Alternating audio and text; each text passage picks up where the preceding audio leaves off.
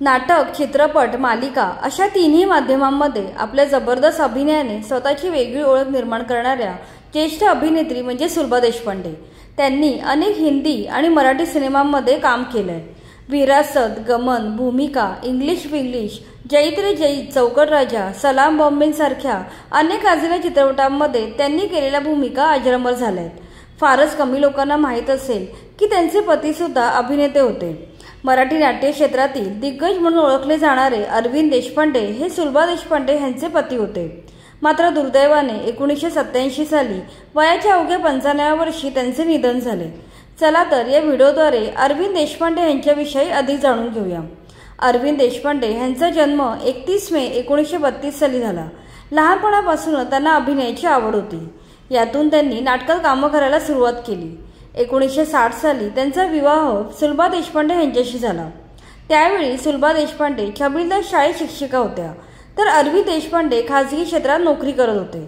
दोघे नवरा बायको आपापल्या नोकऱ्या सांभाळून नाटकात काम करत। विजया मेहता यांच्या पुढाकाराने अरविंद देशपांडे आणि सुलभा देशपांडे यांनी रंगायतन ग्रुपची स्थापना केली। या ग्रुपच्या माध्यमातून अनेक नाटके त्यांनी रंगभूमीवर आणली। या सर्वात प्रसिद्ध नाटक म्हणजे विजय तेंडुलकरांचे शांतता कोर्ट चालू आहे।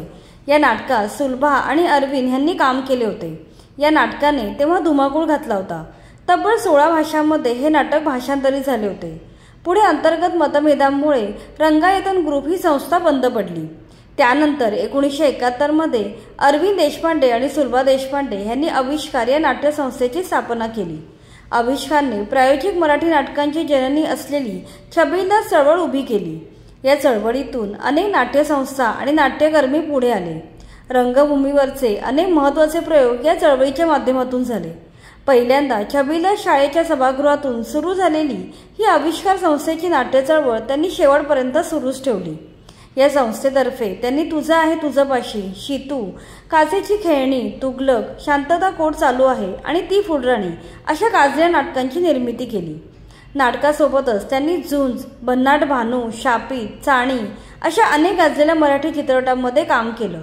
शापित या मराठी चित्रपटाचे दिग्दर्शनही त्यांनी केले होते। या चित्रपटाच्या दिग्दर्शनासाठी त्यांना राष्ट्रीय पुरस्कार मिळाला होता। तसेच त्यांनी गमन, झंजार, विजेता, सदमा, एक दूजे के लिए, वो 7 दिन, आँखों के झरोखे से अशा अनेक हिंदी चित्रपटांमध्येही कामं केली। 3 जानेवारी 1987 रोजी त्यांचे निधन झाले।